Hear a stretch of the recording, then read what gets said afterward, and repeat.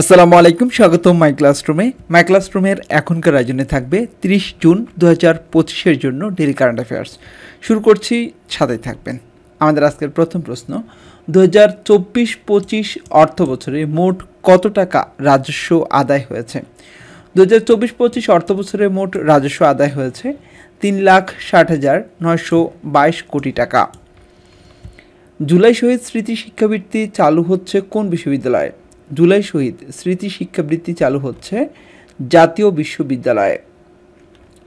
2025 সালের জুন মাসে কে বাংলাদেশ বিজ্ঞান একাডেমির ফেলো নির্বাচিত হয়েছেন? অধ্যাপক ডক্টর ABM বদরুজ্জামান। বাংলাদেশের 47তম জিআই স্বীকৃতিপ্রাপ্ত পণ্য কোনটি? বাংলাদেশের 47তম জিআই স্বীকৃতিপ্রাপ্ত পণ্য হচ্ছে গাজীপুরের কাঁঠাল। সঠিক উত্তর হচ্ছে গ অপশনে গাজীপুরের কাঁঠাল। দ্বীপরাষ্ট্র টুভালু কোন মহাসাগরে অবস্থিত? এটি প্রশান্ত মহাসাগরে অবস্থিত। বিশ্বের প্রথম এআই চালিত ফুটবল ম্যাচ কোথায় অনুষ্ঠিত হয়? বিশ্বের প্রথম এআই চালিত ফুটবল ম্যাচ অনুষ্ঠিত হয় চীনে। এআই রোবট ফুটবল ম্যাচটি কোন তারিখে অনুষ্ঠিত হয়? 28 জুন 2025 তারিখে এআই রোবট ফুটবল ম্যাচটি অনুষ্ঠিত হয়।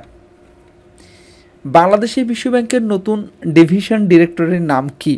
তিনি জ্যাপ্যাম। ট্রাম্প প্রশাসন বাংলাদেশি পণ্যের ওপর কত শতাংশ বাড়তি কর আরোপ করেছেন? 37%। এনসিটি এর পূর্ণরূপ কি? এনসিটি এর পূর্ণরূপ হচ্ছে নিউ মর্নিং কন্টেইনার টার্মিনাল, সংক্ষেপে এনসিটি।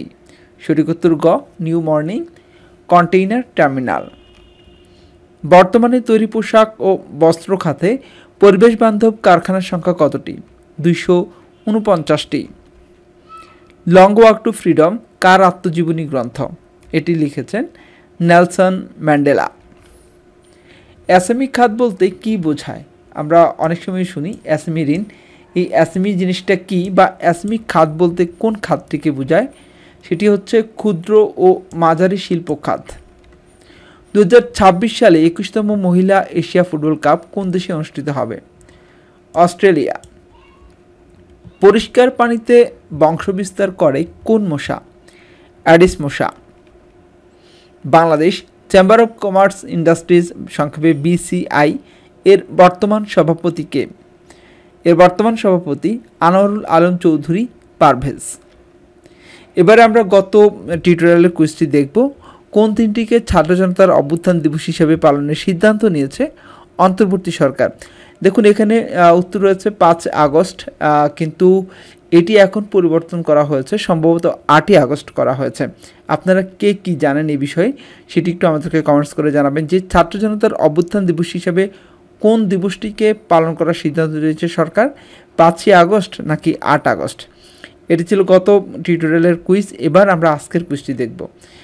বাংলাদেশের 47তম জিআই স্বীকৃতিপ্রাপ্ত পণ্য কোনটি? আজকের এই প্রশ্নোত্তর থেকে কুইজটি নেওয়া হয়েছে। 4টি অপশন আপনার জন্য থাকবে: সাতক্ষীরার আম, খুলনার চিংড়ি, গাজীপুরের কাঁঠাল, চুয়াডাঙ্গার লিচু। সঠিক উত্তরটি কমেন্টস করবেন। এবার আমরা আজকের হাদিসটি দেখব।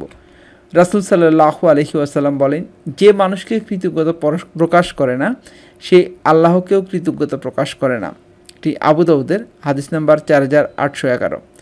আজ এ পর্যন্তই। এতক্ষণ পর্যন্ত যারা আমাদের সাথে ছিলেন সবাইকে অসংখ্য ধন্যবাদ। আল্লাহ হাফেজ।